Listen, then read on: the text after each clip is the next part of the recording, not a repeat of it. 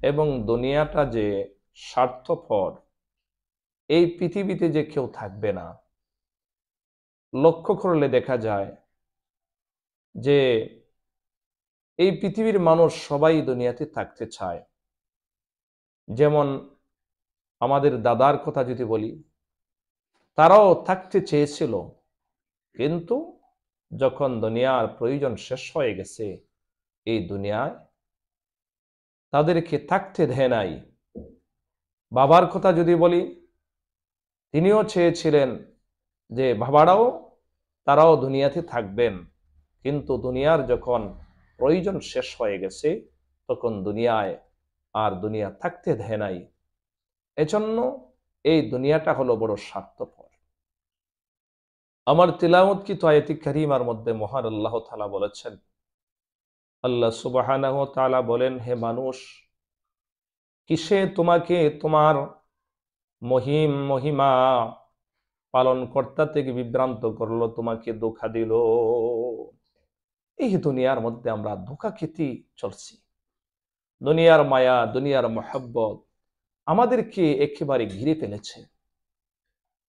আমরা কি কখনো চিন্তা করে দেখেছি যে আজকে যদি আমার মালাকুল মউত চলে আসে, আমি আল্লাহর দরবারে কি জবাবদিহি করব? আমার মরণটা কেমন হবে? আমি কি পুঁজি সংগ্রহ করেছি? আমি কবরের মধ্যে কি নিয়ে যাব? আমার কবরের রাতটা কেমন হবে? আমি কি মুনকার নাকির ফেরেশতার প্রশ্নের উত্তরে সওয়াল করলে আমি কি উত্তর দিতে পারবো, জবাব দিতে পারবো? এটা কি কখনো আমরা কোনোদিন ভেবেছি? এজন্য মুসলমান ইমানদার, কত মানুষ ঘুমায়, কিন্তু ঘুম থেকে সে আর উঠে না। তারও তো স্বপ্ন ছিল সে সকালবেলা ঘুম থেকে উঠবে, সংসার করবে, দুনিয়াদারি করবে, ব্যবসা বাণিজ্য করবে, চাকরি করবে, কিন্তু ঘুমের মধ্যেই তার মৃত্যু হয়ে গেছে। আজরাইল আলাইহিস সালাম তার নির্ধারিত সময়ে এসে জান কবজ করে ফেলেছেন। তো আমাদের সকলেরই ভাবা উচিত যে আমরাও তো একদিন ঘুমের মধ্যেই আমরা চলে যেতে পারি। আরো ভাবা উচিত কখন যে আমার মরণ এসে যায়। আমি যে এখানে বসে আছি, আমি যে এখান থেকে উঠতে পারবো, সেটারও তো আমার কোনো গ্যারান্টি নাই, আপনাদেরও তো কোনো গ্যারান্টি নাই। এজন্য মুসলমান ইমানদার, আমরা আখিরাতের পুঁজি সংগ্রহ করব। এই পৃথিবীটা আসলে স্বার্থপর। যখন তার প্রয়োজন শেষ হয়ে যাবে, তখন পৃথিবী লাথি মেরে আপনি আমাকে বিদায় করে দিবে। এজন্য আল্লাহ সুবহানাহু ওয়া তাআলা বলেন, কিসে তোমাকে তোমার মহামহিম পালন কর্তা থেকে বিভ্রান্ত করে দিল? তোমাকে কিসে ধোঁকা দিল? আর কত তুমি নামাজ ছাড়বে, আর কত কোরআন তেলাওয়াত ছাড়বে, আর কত তুমি আল্লাহর নাফরমানি করবে? এখনো কি তোমার সময় আসেনি?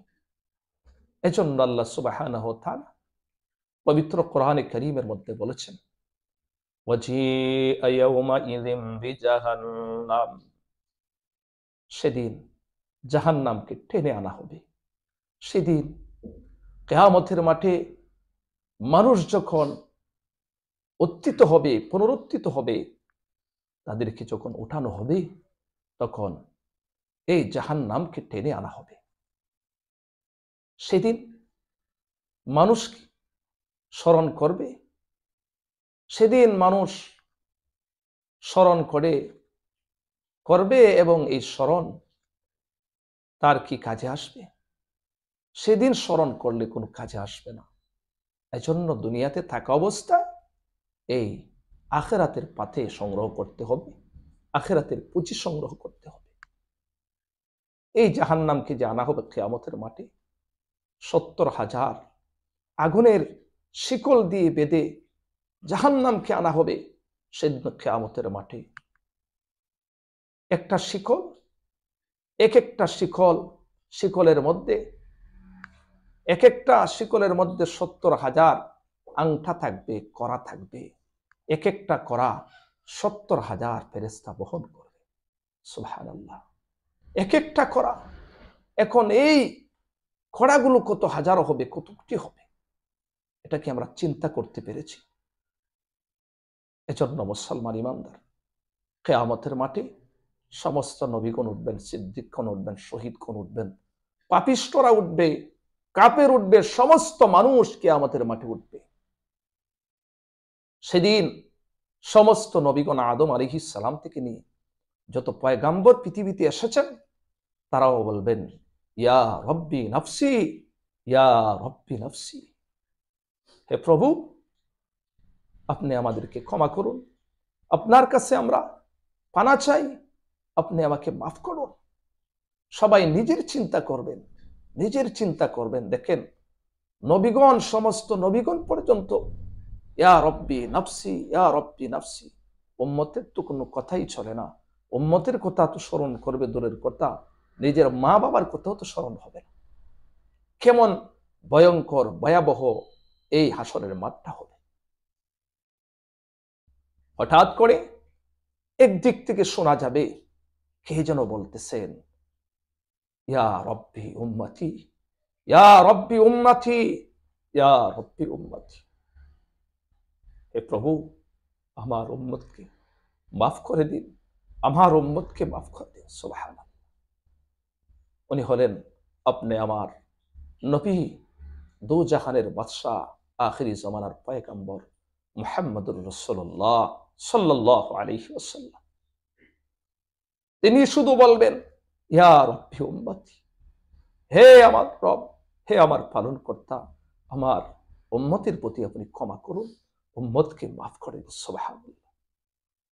সেদিন মানুষ হাসরের মাঠের ভয়াবহ কেমন হবে অবস্থা। সমস্ত মানুষ এক পর্যায়ে 50,000 বৎসর দ্বারায় থেকে তারা পেরাশান হয়ে যাবে। কারো গাম হবে গলা পর্যন্ত, কারো গাম হবে হাঁটুর নিচ পর্যন্ত, কারো গাম হবে হাঁটুর উপর পর্যন্ত, কারো গাম হবে কোমর পর্যন্ত। কেউ বা এই ঘামের মধ্যে সে সাঁতরাইবে, হাবুডাবু খাইবে। এত ভয়াবহ অবস্থা হবে। যার যার আমল অনুযায়ী যে দুনিয়াতে যত অপকর্ম করেছে তার ভয়াবহ পরিস্থিতি তত ভয়াবহতা আসবে। এজন্য মুসলমান ইমানদার, সমস্ত নবী রাসূলগণ যেই স্থানের মধ্যে তারা বলবেন, ইহা রব্বি নফসি, নিজের কথা বলবেন, নিজের মার কথা বলবেন না, বাবার কথা বলবেন না, উম্মত তো প্রশ্নই আসে না। শেষে মানুষজন যাবে, তারা দৌড়াইয়া যাবে আদম পয়গম্বরের কাছে, আদম আলাইহিস সালামের কাছে। আদম আলাইহিস সালামের কাছে যাওয়ার পরে বলবে, হে আল্লাহর পয়গম্বর, আপনি পৃথিবীতে প্রথম মানব, আল্লাহ আপনাকে পয়গম্বর হিসেবে দুনিয়াতে পাঠাইছিলেন, আপনি আল্লাহর কাছে আজকের দিন সুপারিশ করেন। তখন আদম আলাইহিস সালাম বলবেন, না আমি পারবো না, তোমরা যাও নূহ পয়গম্বরের কাছে, নূহ আলাইহিস সালামের কাছে যাও। মানুষজন নূহ আলাইহিস সালামের কাছে যাবে। নূহ পয়গম্বর বলবেন, না আমি পারবো না, তোমরা যাও ইব্রাহিম খলিলুল্লাহর কাছে।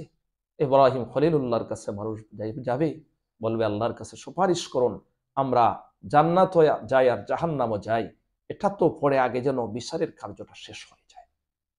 কেমন ভয়াবহতা। এজন্য মুসলমান ইমানদার, মানুষজন তখন ইব্রাহিম পয়গম্বর বলবেন, না আমি পারবো না, তোমরা যাও মুসা পয়গম্বরের কাছে, মুসা নবীর কাছে যাও। মানুষ তখন দৌড়াইয়া মুসা নবীর কাছে যাবে। মুসা পয়গম্বর জবাব দিবেন,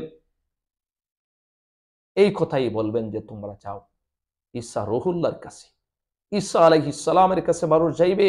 ঈসা আলাইহিস সালাম বলবেন, না আমি পারবো না, তোমরা যাও আখিরি জমানার পয়গম্বর মুহাম্মদুর রাসূলুল্লাহ সাল্লাল্লাহু আলাইহি ওয়াসাল্লাম। সুবহানাল্লাহ।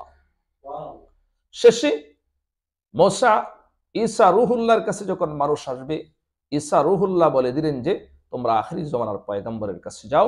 তখন আখিরি জমানার পয়গম্বরের কাছে মানুষজন যখন আসবে, তখন আল্লাহর নবী, বিশ্ব নবী, সৈয়দুল মুরসালিন, সৈয়দুল আম্বিয়া মুহাম্মদুর রাসূলুল্লাহ সাল্লাল্লাহু আলাইহি ওয়াসাল্লাম আল্লাহ তাআলার দরবারে এত এত প্রশংসা করবেন, সিজদার মধ্যে পড়ে আল্লাহ বলবেন, বন্ধু মাথা উঠান, আপনার কি বাসনা, আপনার কি বেদনা আপনি এখন বলতে পারেন। তখন নবী করিম সাল্লাল্লাহু আলাইহি ওয়াসাল্লাম বলবেন, হে আমার বন্ধু, ও আমার মালিক, আজকের বিচারের কার্যটা যেন সম্পন্ন হয়ে যায়। যে যে অপকর্ম করেছে এগুলার সবকিছুর যেন নিষ্পত্তি হয়, তখন আল্লাহ তাআলা বলবেন, বন্ধু মাথা উঠান, আপনার মাথা উঠান। এই বলে নবী করিম সাল্লাল্লাহু আলাইহি ওয়াসাল্লাম মাকামে মাহমুদের মধ্যে যে প্রথম সুপারিশটা করবেন সেটাকে বলা হয় শাফাআতে কুবরা। তখন বিচারের কার্য শুরু হয়ে যাবে।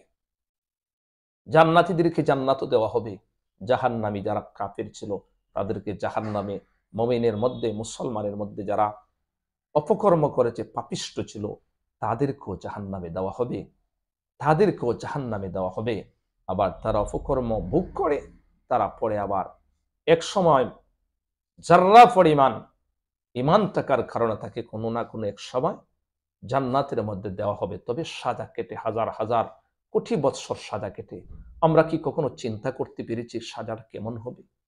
জাহান্নামের যে এই আগুনটা হবে, সেটা দুনিয়ার আগুন থেকে ৬৯ গুণ বেশি পাওয়ারওয়ালা হবে। এ ভাই, হে দুস্থ, হে মুসলমান, আমরা কি কখনো চিন্তা করেছি যে আজকে একটু সময়, ৩০ সেকেন্ড সময় আমার আঙ্গুলটা আমি আগুনের মধ্যে একটু রেখে দেখি কেমন লাগে? সেটা তো কখনো আমরা বরদাস্ত করতে পারি না। এই জাহান্নামের আগুনটা আরো ৬৯ গুণ পাওয়ারওয়ালা হবে, সেটা কেমন হবে? আমরা কিভাবে, আমরা যারা পাপিষ্ঠ, যারা অপকর্ম দুনিয়াতে করেছে, তারা কিভাবে হাজার হাজার বৎসর, কোটি বৎসর কিভাবে জাহান্নামের মধ্যে থাকবে? অনেক ভয়াবহ, অনেক ভয়াবহ অবস্থা হবে।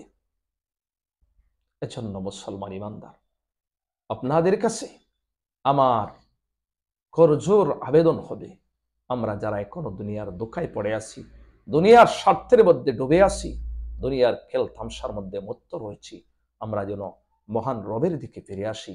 আমরা যেন ৫ ওয়াক্তের নামাজ সঠিকভাবে আদায় করি, হালাল তরিকায় যেন উপার্জন করি, হারাম থেকে যেন আল্লাহ আমাদেরকে বাঁচিয়ে রাখেন। এজন্য মুসলমান ইমানদার, আমরা সকলে একদিন এই মৃত্যু পথের যাত্রী হতে হবে। আল্লাহ সুবহানাহু ওয়া তাআলা যেন আমাদের সকলকে পাক্কা মুমিন হিসাবে কবুল করেন। এই বলে আমার সংক্ষিপ্ত আলোচনা শেষ করলাম। ওয়া আখিরি দাওয়ানা আনিল হামদুলিল্লাহি রাব্বিল আলামিন।